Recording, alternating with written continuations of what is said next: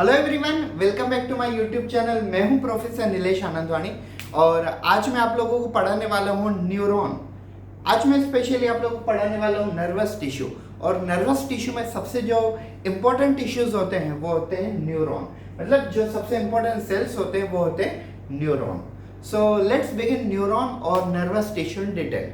So what is first of all nervous tissue? Nervous tissue are the specific kind of a tissue which are present only in our brain. Only in our brain. Like we have understood that epithelial tissue can be found in the skin, can be found in the external covering of internal organ. Muscular tissue can be found in the heart, can be found in the muscles, can be found in the pancreas, stomach, etc. etc. Connective tissue can be found in cartilage, bone, etc. etc. blood, lymph. But neuron, or you can say nervous tissue, they are only present in human brain, not anywhere in the body. Yes, nervous tissue हमारे brain के अलावा कोई भी parts में मौजूद नहीं होते हैं, वो सिर्फ ब्रेन में ही पाए जाते हैं। और नर्वस टिश्यू अगर हम देखें तो नर्वस टिश्यू के कितने प्रकार हैं? नर्वस टिश्यू के दो प्रकार आते हैं। एक आता है ये पूरा का पूरा न्यूरॉन, और ये जो आप देख रहे हो न्यूरोंग्लिया या तो ग्लिया सेल्स, ये दूसरे सेल्स होते हैं। तो नर्वस टिश्यू में दो ही प्रकार के सेल्स आते हैं, एक आता है न्यूरॉन और एक आता है न्यूरोंग्लिया। एक न्यूरॉन, उसको कम से कम 4 से 5 न्यूरोंग्लिया प्रोटेक्टेड किए हुए होते हैं। One neuron is almost protected by 4 to 5 number of a neuroglia. And I tell you, in our brain, I mean to say in our body, we have around 30,000 million neuron. 30,000 million neuron we have, and into 4 to 5 is around neuronglia. तो ये है हमारे body में, हमारे brain में काफ़ी important tissue जिसे हम न्यूरॉन और न्यूरोंग्लिया कहते हैं। ठीक है, ये होते हैं नर्वस टिश्यू। आइए चलिए डिटेल में देखते हैं इनके बारे में। So let's start. Nervous tissue. Dear all students, and I will complete this lecture in English to Hindi, both the language, to explain neuron, neuronglia. In today's lecture, I will explain you in detail about the structure of a neuron, in detail about the neuronglia, their structure and function, and at the end of this session, I will also explain you classification of neuron in 3 different groups. Yes, so let's discuss in detail. So what is first of all neuron?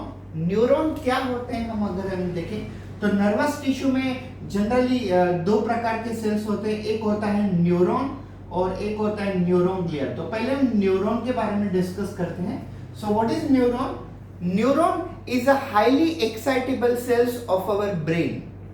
Neuron is a highly excitable cells of our brain. It is conducting cells of our brain.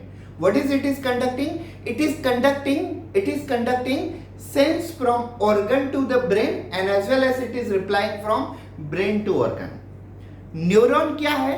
Neuron हमारे brain का सबसे excitable और conducting sales है।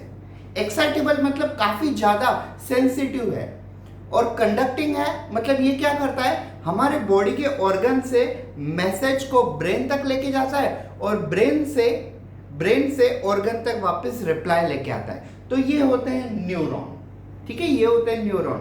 अगर हम ये देखें neuron कहाँ पे पाए जाते हैं, so neuron is actually present in the brain, but neuron is not a small cell. If anyone ask you question, even though in a CET and NEET examination also this question has been asked several times, that which is the largest cells of a human body. So for your kind of information, largest cell of a human body is a neuron. Why it is so, I'll tell you. Neuron का जो nucleus होता है वो हमारे brain में available होता है, लेकिन न्यूरॉन के जो एक्सोन फाइबर के जो एक्सोन बल्ब होते हैं ये हमारी बॉडी के सभी पार्ट्स में डिस्ट्रीब्यूट हुए। मैं एक सिंपल से एक एग्जांपल देता हूं मैं आपको। जब हम पैदल चलते हैं और मान लो हमें पैर में कोई कांटा चुभ जाता है या तो पैर में हम कुछ भी चुभ जाता है, तो डायरेक्टली पैर में, हमारे पैर में, लेग्स में क्या है, हमारे लेग्स में है एक्सोन बल्ब। लेकिन एक्सोन बल्ब में जैसे ही हमारे लेग्स में एक्सोन बल्ब है, जैसे ही एक्सोन बल्ब को कोई भी चीज टच होती है तो उसका सेंस कहाँ होता है? न्यूक्लियस में। और न्यूक्लियस कहाँ है? हमारे ब्रेन में। तभी मैं कह रहा हूं कि न्यूरॉन हमारे बॉडी के सबसे लंबे, सबसे बड़े साइज में सेल्स हैं. Neuron is the largest cells of our body. Their nucleus is located in our brain, whereas their exon bulb is located in different parts of our body. Different parts of our body. I'll tell you one thing. If I take a pen or if I take a marker also, yes, and if I touch it like that, so this finger have exon bulb, and this exon bulb sense that something has been touched to the finger, and that signal carries to the brain. Which part of brain? Nucleus. Which part of a neuron? Nucleus of neuron. And where does nucleus of neuron is located? It is obviously located in the brain. So simple logic is that neuron हमारे body के सबसे लंबे sales होते हैं. इनका nucleus हमारे brain में available होता है, और इनका जो एक्सॉन बल्ब होता है जहां से सिग्नल कैरी होता है और रिप्लाई दिया जाता है, वो हमारे बॉडी के सभी छोटे छोटे पार्ट्स में अवेलेबल होते हैं. ठीक है, तो मतलब ये जो न्यूरॉन है, ये न्यूक्लियस हमारे ब्रेन में, और ये जो लंबे फाइबर्स हैं, इन फाइबर का जो एंड होता है एक्सॉन बल्ब, ये हमारे बॉडी के सभी पार्ट्स में अवेलेबल है. क्लियर हो गया? तो फिर से एक बार डेफिनेशन समझ लीजिए न्यूरॉन की. न्यूरॉन क्या होता है? Neuron it is you can say excitable and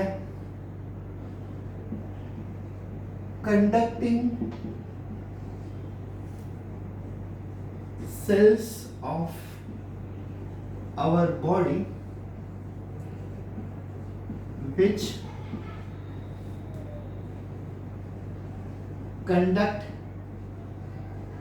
message, you can say, and reply also. Yes, ये मैसेज भी कंडक्ट करते हैं और ये रिप्लाई भी देते हैं. फिर से एक बार सुन लीजिए न्यूरॉन. न्यूरॉन क्या है? Neuron is excitable conducting cells of our body which conduct message and reply. Neuron हमारी बॉडी के सबसे एक्साइटेबल कंडक्टिंग सेल्स हैं. मैसेज भी लेते हैं और रिप्लाई भी देते हैं. मैसेज भी देते हैं, रिप्लाई भी देते हैं. मतलब क्या? आपने एक चीज सुनी होगी जिसे हम कहते हैं रिफ्लेक्स एक्शन. क्या होता है रिफ्लेक्स एक्शन? मैं अगर आपसे कोई क्वेश्चन पूछ रहा हूं, ठीक है, ये देखिए, अगर मैं आपसे पूछ रहा हूं कि ये कौन से कलर का मार्कर है, तो आप कहोगे ब्लू कलर का मार्कर है. तो मैंने जैसे ही आपको क्वेश्चन पूछा, तो ये मार्कर आपकी आंखों ने देखा और आपके कानों ने एक क्वेश्चन सुना कि मैंने आपसे पूछा है कि ये कौन से कलर का मार्कर है. ठीक है, as I ask you what is the color of this marker, you saw this marker, that marker is blue in color, and through your ear you heard that sir has asked a question which is a color, so the color is a blue color obviously. So automatically your ear and your eye have one neuron known as a optic nerve, and your ear have a one neuron called as a auditory nerve. Auditory nerve carry messages to the brain, optic nerve carry the message to the brain, or finally your brain will reply you the color is blue. Are you getting? मैंने जैसे ही आपको पूछा कौन सा colour है, तो आपकी आंखों ने ये ब्लू कलर देखा और आपके कानों ने एक क्वेश्चन सुना कि सर ने पूछा है कि कौन सा कलर है. तो आपके कानों में जो न्यूरॉन है, जैसे हम कहते हैं ऑडिटरी न्यूरॉन, और आपकी आंखों में जो न्यूरॉन है, जैसे हम कहते हैं ऑप्टिक न्यूरॉन, ये दोनों न्यूरॉन अपने न्यूक्लियस तक जाते हैं. मैसेज न्यूक्लियस, कानों से मैसेज न्यूक्लियस तक जाता है, न्यूक्लियस ब्रेन में. आंखों से मैसेज ऑप्टिक नर्व के थ्रू न्यूक्लियस तक जाता है जो कि ब्रेन में है, और फाइनली ब्रेन के पास ये क्वेश्चन आने के बाद ब्रेन रिप्लाई देता है the answer is blue in colour. और ब्रेन कहाँ से रिप्लाई देता है? लैरिंग्स से, जहाँ से आवाज प्रोड्यूस होती है. तो आप लोगों के लिए मैं एक चीज क्लियरली बता दूं कि मैसेज ब्रेन तक लेके जाना, ये किसका काम है? ये भी न्यूरॉन का ही काम है. और ब्रेन से उस ऑर्गन तक रिप्लाई लेके आना, ये भी किसका काम है? तो ये भी ये न्यूरॉन का ही काम है. तो आइए चलिए डिटेल में देखते हैं न्यूरॉन का स्ट्रक्चर कैसे है.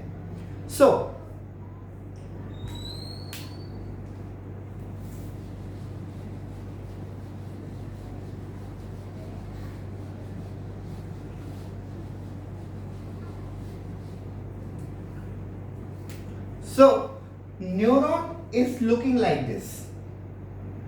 The body complete structure or the complete body of a neuron is basically divided into so many parts. But if I tell you, there are two main parts. One is a cytoplasm, which include nucleus, dendrite and dendrite fiber, and then there is a exon fiber is there. Exon fibre है, मतलब अगर neuron का अगर हम discuss करें तो neuron के mainly दो पार्ट्स आते हैं. एक होता है साइटोन जिसे हम साइटोप्लाज्म कहते हैं, और एक होता है एक्सॉन, एक्सॉन फाइबर. तो ये दो पार्ट्स होते हैं और उसके अंदर काफी सारे पार्ट्स होते हैं. तो मैं आपको one by one parts explain करूंगा यहाँ पे. Yes, one by one parts explain करूंगा. तो चलिए स्टार्ट करते हैं one by one. So will begin with a साइटोन. Yes, साइटोन is also known as a soma, means cytoplasm of neuron. जैसे हम कोई भी सेल्स का साइटोप्लाज्म कहते हैं, वैसे ही न्यूरॉन के साइटोप्लाज्म को साइटोन कहा जाता है और उसे ही सोमा कहा जाता है. साइटोन is also known as a soma, even though somewhere in internet it is given that cyton of neuron is also known as a oligodendron. cyton of a neuron उसी को ही हम ओलिगोडेंड्रॉन कहते हैं. ये मैंने कहीं इंटरनेट की वेबसाइट के ऊपर पढ़ा था.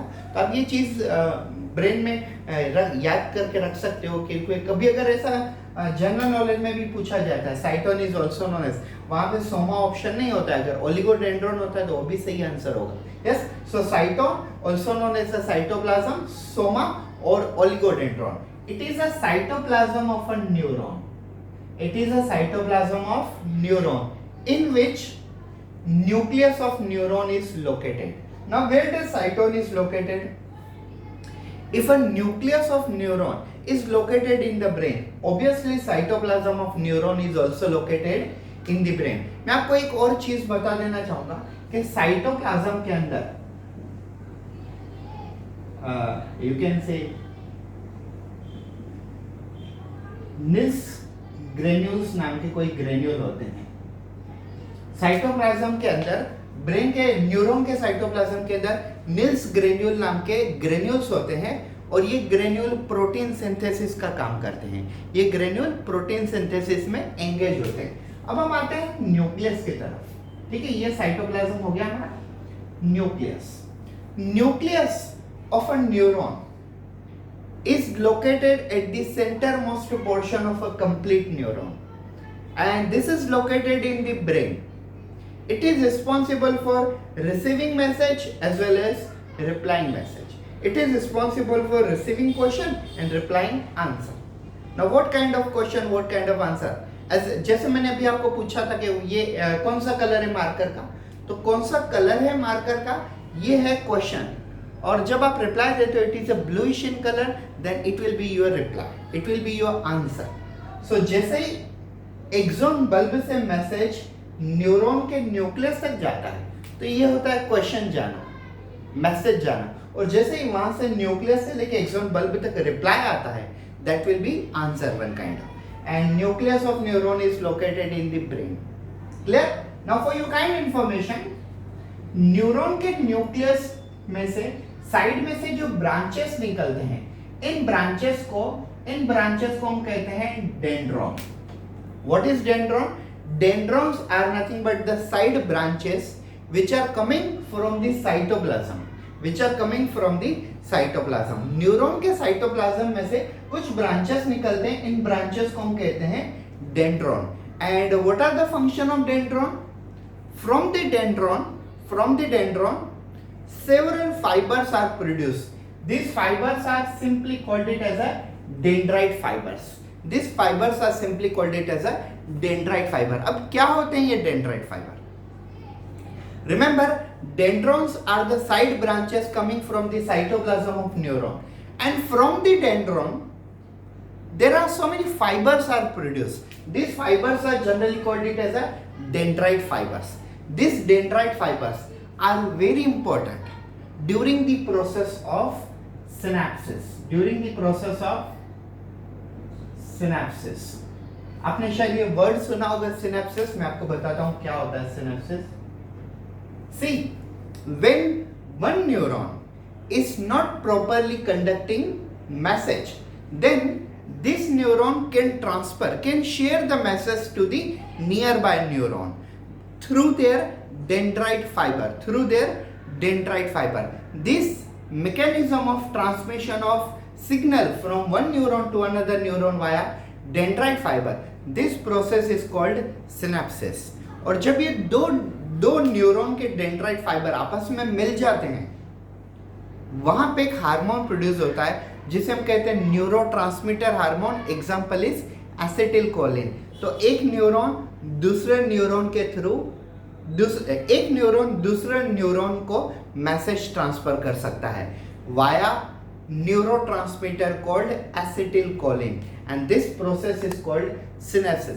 लेकिन ऐसा कंपलसरी नहीं है कि हर न्यूरॉन सभी टाइम, मतलब हर टाइम वो सिनेप्सिस प्रोसेस करेंगे. If one neuron is block, then that neuron can transfer signals to the nearby neuron via synapses process. But in case if that neuron is able to conduct the signal, then there is no need to transmit signal from one neuron to another neuron via synapses process. So I hope so. Cytoplasm, dendron, nucleus, dendrite fibre, ये आपके mind में clear हो गया होगा. अब हम नीचे की तरफ आते हैं. Remember, there is a long fibre is available in the neuron. This fibre is called as a exon. This fiber means this complete body from the below the cytoplasm, it is called exon. Remember, the size of exon is exactly depending on the organ, how much far away it is from the brain. अगर brain से legs काफी दूर है तो axon fibre काफी लंबा होगा. Brain से आईज काफी क्लोज है तो एक्सॉन फाइबर काफी छोटा होगा. So it depends how exon fiber is connected to which part. If it is connected to leg, fiber will be large. If it is connected to arm, fiber will be large but not as compared to the leg. If it is connected to ear, fiber will be small. Yes, depend करता है कि कौन से organ की तरफ वो neuron fibre जा रहा है. फाइनली वैसे ही कंडक्ट होता है. ये होता है exon fibre. Now I tell you, exon fibre also have so many organs. Like first of all there is the Schwann cells. What are the Schwann cells?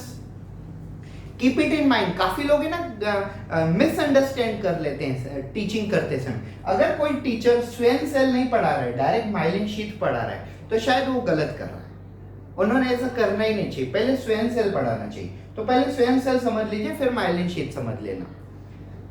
Schwann cells are the type of a cell which are compulsory present in the neuron. Schwann cells neuron के अंदर पाए जाने वाले sales है जो compulsory present होते ही हैं neuron के अंदर. अब यहां पे दो सिचुएशन आती है. कभी कभी ऐसा होता है कि Schwann सेल माइलिन नाम का प्रोटीन प्रोड्यूस करते हैं. अगर Schwann cell myelin protein produce करते हैं तो यहाँ पे एक फाइबर बनता है. ये आप देख रहे हैं, ये फाइबर, इन फाइबर को हम कहते हैं माइलिन शीथ. तो अगर माइलिन प्रोटीन प्रोड्यूस करते हैं Schwann सेल, तब हम उसे कहते हैं माइलिनेटेड न्यूरॉन. वो मैं आपको जब हम टाइप्स देखेंगे न्यूरॉन के उस वक्त मैं आपको पढ़ाऊंगा. तो आप यहाँ पे पहले ये देखिए, Schwann सेल्स तो न्यूरॉन में कंपलसरी प्रेजेंट होंगे, लेकिन अगर Schwann cells myelin protein produce करते हैं तो यहाँ पे माइलिन शीथ बनेगी. और अगर कुछ न्यूरॉन ऐसे होते हैं जिसके अंदर Schwann cells myelin protein produce नहीं करते, तो वहां पे माइलिन शीथ नहीं होती है, सिर्फ Schwann सेल्स होते हैं. फिर से एक बार समझ लीजिए, in every neuron there is a compulsory presence of Schwann cells, but now there are two options after presence of a Schwann cell, whether Schwann cells are producing myelin protein or whether not producing myelin protein. If Schwann cells produce myelin protein, then there will be the myelin sheath will be present. You can see this. This is myelin sheath. This one is myelin sheath. This one is this. All these are the myelin sheath. If the exon fiber is too long, then there will be so many myelin sheath. It means if a Schwann cell is present, then may Schwann cell produce myelin protein, then myelin sheath will form. If Schwann cell do not produce myelin protein, then myelin sheath will not form. So depending on whether Schwann cell produce myelin protein or not produce myelin protein. But one thing is clear, Schwann cell will be compulsory present in the neuron. After Schwann cells and myelin sheath, let's move towards the node of Dendrite. What is a node of Ranvier? You can see these small dots are there. जैसे हम रास्ते पे चलते हैं तो कैसे speed breaker आते हैं, वैसे न्यूरॉन के अंदर कुछ गैप के बाद कुछ ब्रेकर्स आते हैं, इनको हम कहते हैं नोड ऑफ रेनवियर। इनका फंक्शन क्या होता है? Node of Ranviers are responsible for saltatory conduction, means you can say conduction of particular message from this exon bulb to there, and from this position to this position to this, then this position to this। तो ऐसे धीरे signal ऊपर की तरफ आगे बढ़ते हैं, तो इस प्रोसेस को हम कहते हैं साल्टिटरी कंडक्शन, और ये नोड ऑफ रेनवियर ये चीजें करता है। Now after node of Ranvier let's move towards exon fibre and exon bulb. What are the exon bulb and exon fibre? Exon bulb are the last point. It is also known as a exon terminal. Actually exon bulb और exon fiber इन दोनों को मिला के क्या बनता है? exon terminal बनता है। तो exon terminal क्या है? exon terminal is the last portion from the fiber, and it has two parts. One is the exon bulb and second one is exon fiber. What are exon bulb? Exon bulb basically receive the message and replied. They receive the message and transfer to the exon fiber, and through the exon fiber message travel to the exon and then finally reach to the cytone or cytoplasm and then reach to the nucleus. From the nucleus reply is given via like a nucleus, cytoplasm, then exon fiber, and finally to the again exon bulb। तो ये exon bulb और exon fiber के ऐसे functions होते हैं। I think so सभी parts मैंने आपको explain कर दी। अब हम चलते हैं न्यूरोंग्लिया की तरफ। What is neuronglia or glia cells? Neuronglia cells are also known as the glia cells. Neuronglia cells are also known as the glia cells. These are the supporting cells. They are giving company or support to the neuron all over the side. Remember, एक चीज मैंने आपको neuron के बारे में नहीं बताई। वो क्यों नहीं बताई? क्योंकि मुझे न्यूरोंग्लिया में उसे एक्सप्लेन करना था। न्यूरोंग्लिया न्यूरॉन को चारों तरफ से ऐसे प्रोटेक्ट किया हुआ रहते हैं कि न्यूरॉन को जरा भी बेसिकली इफेक्ट नहीं होना चाहिए। क्योंकि आपकी जानकारी के लिए मैं बता दूं, हमारे स्किन के जो एपिथेलियल सेल्स हैं, अगर ये एक बार मर जाते हैं तो ये फिर से फॉर्म हो सकते हैं, कनेक्टिव टिश्यू फिर से फॉर्म हो सकते हैं, हमारी बॉडी के सभी सेल्स फिर से रिपेयर हो सकते हैं, नए बन सकते हैं। लेकिन न्यूरॉन अगर एक बार डैमेज हो जाए तो फिर से नहीं बन सकते। Yes, neuron cells are those type of a cell which cannot repair, which cannot reform. एक बार हमारे बॉडी का अगर कोई न्यूरॉन बंद हो जाता है काम करना, मर जाता है, डैमेज हो जाता है, तो ये फिर से कभी रिपेयर नहीं होगा। और आप समझ सकते हो न्यूरॉन की वैल्यू। एक चीज याद रखिए, अगर कोई न्यूरॉन हमारे टंग तक आता है और अगर वो डैमेज हो जाता है तो शायद हमारे टंग का फंक्शन मतलब टेस्ट करना, ये सब चीजें बंद हो सकती हैं। तो इसके लिए न्यूरॉन को प्रोटेक्ट करना ये काफी इंपॉर्टेंट है। आप समझ रहे हो मेरी बात, वैल्यू समझ रहे हो इस चीज की। तो न्यूरॉन को प्रोटेक्ट करना काफी इंपॉर्टेंट है। Neuron cannot be repair, cannot be reformed. Just imagine that one neuron is coming to your ear, and suppose that neuron undergo damage, then you can become a deaf. You can become a deaf if it comes to your eye, and if it is damaged, you can become a blind. And this is very valuable thing. So we need to protect the neuron very hardly, and that's why neuronglia, you can say this is neuronglia, this one is neuronglia, this one is neuronglia, this one is neuronglia, this one is neuronglia. 4 to 5 neuronglia are protecting even single neuron. So you can imagine what will be the value of a neuron, क्योंकि ये एक बार damage हो गए तो फिर से repair नहीं होंगे। तो neuronglia or also known as a glia, these are the highly supportive cells of a neuron. They are supporting to the neuron. There are 4 to 5 times more as compared to the number of a neuron. Remember, there are 4 main functions of a neuronglia. First, they give a support to the neuron. Yes. Second, they give a protection to the neuron from external danger, external injuries or damaging. Third, they also give a nourishment to the neuron. all the nourishment comes to the neuronglia and they transfer nourishment to the neuron. And fourth important thing, neuronglia can also protect the neuron from number of a pathogen like bacteria, viruses, because neuronglia can fight with them. Yes, with the help of a WBC. So this is about the neuron and about the neuronglia. I hope so it is clear in your mind. Now we are moving towards classification of neurons.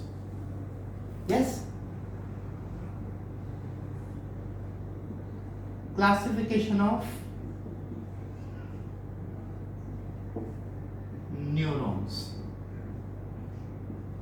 So basically neurons are classified under three main categories. Yes, first,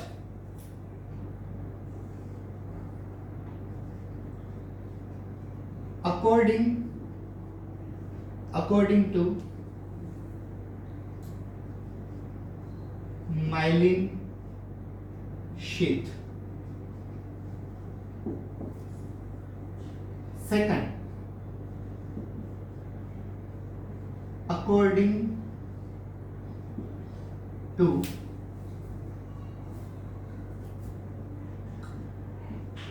function. And third, according to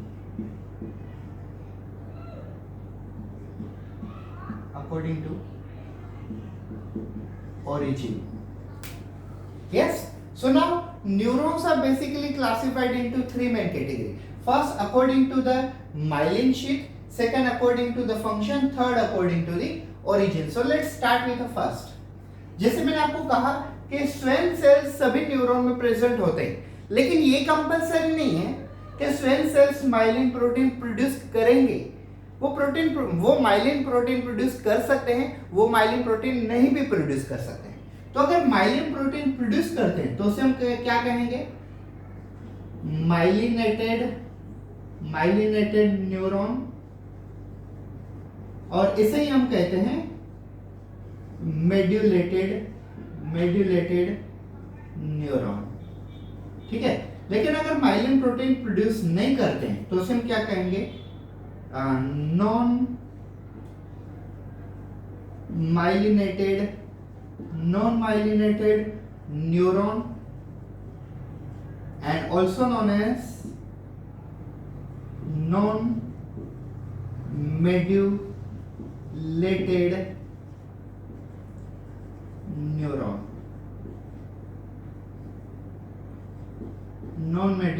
neuron. अब समझ रहे मेरी बात क्या बोल रहा हूं मैं?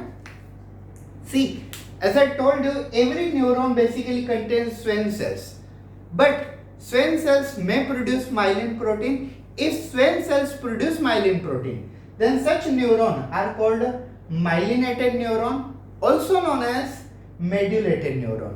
Whereas if Schwann cells do not produce myelin protein, then such neurons are called as a non-myelinated neuron, also known as a non-medulated neuron. Yes, Schwann cell myelin protein produce करते हैं तो उसे हम कहेंगे myelinated neuron या तो medulated neuron. लेकिन अगर myelin protein प्रोड्यूस नहीं करते तो उसे हम कहेंगे non-myelinated neuron और non-medulated neuron. ज़्यादा कुछ डिफरेंस नहीं होता है. myelinated neuron थोड़े फास्ट काम करते हैं non-myelinated से, ज़्यादा कुछ डिफरेंस नहीं दोनों में. Second, according to the function. So remember, according to the function, there are three type of neuron. One is sensory neuron, second one is motor neuron, and third one is mixed neuron, also known as intermediate neuron. अब इनका function क्या होता है? देखिए, sensory मतलब क्या? Which carry message from organ to brain. What is motor? Which reply from brain to organ. And you can say what does it mean by mix? Which can do both brain to organ as well as as well as organ to brain.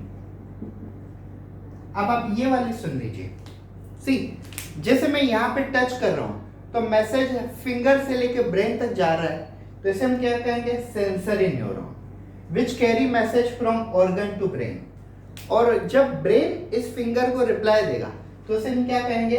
Motor neuron which will reply from brain to organ. So the nerve which carry message from organ to brain, it is called sensory neuron, and the nerve which reply from brain to organ, it is called motor neuron.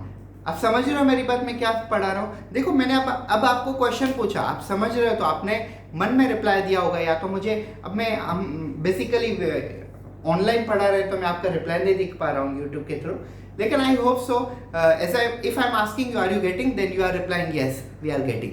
तो जैसे मैं आपको question पूछ रहा हूँ तो आपके कानों से ये क्वेश्चन ब्रेन तक जा रहा है. ये कौन लेके जा रहा है? Sensory neuron. और जैसे आप रिप्लाई दे रहे हो यस वी आर अंडरस्टैंडिंग, तो आप रिप्लाई कैसे दे रहे हो? Through motor neuron.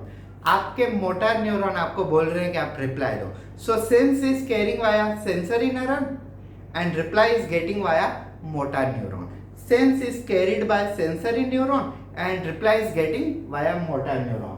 और मिक्स न्यूरॉन वो वाले न्यूरॉन होते हैं जो दोनों काम कर सकते हैं. मिक्स न्यूरॉन वो वाले न्यूरॉन होते हैं जो दोनों काम कर सकते हैं. Now according to the origin we have two type of neuron. According to origin we have two type of neurons such as 12 pairs of cranial nerve and 31 pairs of spinal nerve. अब मैं आपको ये चीजें बता दूं. According to the origin, we have a two type of a nerve. One is a cranial nerve, which are 12 pair, and second one is a spinal nerve, which are you can say 31 pair. अब cranial nerve कौन से होते हैं? Cranial nerve 12 pair होते हैं. वो हमारे eyes में, ईयर में, टंग में, किडनीज में, पूरी बॉडी के पार्ट्स में 12 पेयर होते हैं. और स्पाइनल नर्व ये पीछे होते हैं, वर्टेब्रल कॉलम. मैं आपको इनका कैलकुलेशन भी बता देता हूँ. स्पाइनल नर्व कैसे होते हैं? See, spinal nerves are basically 7 are cervical nerve, 12 are thoracic nerve, 5 are lumbar nerve, 5 are sacral nerve, and 1 is coccyx nerve. Yes, कितने हुए? तो ये देखिए 7 plus 12, 7 plus 12, actually these are 8. अब मैं आपको क्लियर एक बता दूं, पीछे जो ये वर्टेब्रल कॉलम होती है, ये वर्टेब्रल कॉलम में वर्टेब्रीज होती है 33, लेकिन जो नर्व होते हैं 31. मैं आपको वर्टेब्री बताता हूँ. पहले 7 वर्टेब्री होती है. First there are 7 cervical vertebrae, and for the 7 cervical vertebrae there are 8 you can say cervical spinal nerve are there. And then there are 12 thoracic vertebrae. For the 12 thoracic vertebrae, there are 12 thoracic spinal nerve, and then there are 5 lumbar vertebrae. For 5 lumbar vertebrae, there are 5 lumbar spinal nerve, and then there are 5 sacral vertebrae. And for the 5 sacral vertebrae, there are 5 sacral neuron, and then there are 4 coccyx vertebrae. And for 4 coccyx vertebrae, there is only one neuron. That is one coccyx neuron. तो total वर्टेब्री पीछे कितने? वर्टेब्री है 33, लेकिन neuron कितने? Neuron है सिर्फ 31. 8 numbers are cervical, 12 are thoracic, means 20. Then 5 are lumbar and 5 are sacral, means 30. And 1 is coccyx, means 31 number vertebrae. और 12 cranial nerve pair है और 31 spinal nerve pair है. तो ये है क्लासिफिकेशन ऑफ न्यूरॉन. फिर से एक बार सुन लीजिए. Neurons are classified according to the myelin sheath और प्रेजेंस और absent. If present then it is called myelinated neuron or medullated. If it is absent, then it is called non myelinated neuron or non medullated neuron. According to the function, sensory, which carry message from organ to brain, and motor, which reply from brain to organ, and mix or intermediate, which can do both, carry message from organ to brain, reply from brain to organ. According to the origin, there are 12 pairs of cranial nerve and 31 pairs of spinal nerve. Cranial nerve present all over the body parts, but spinal nerve only present in the spinal cord. So thank you so much for watching this video. It was about nervous tissue, neuron and neuronglia. Thank you so much. Have a good day.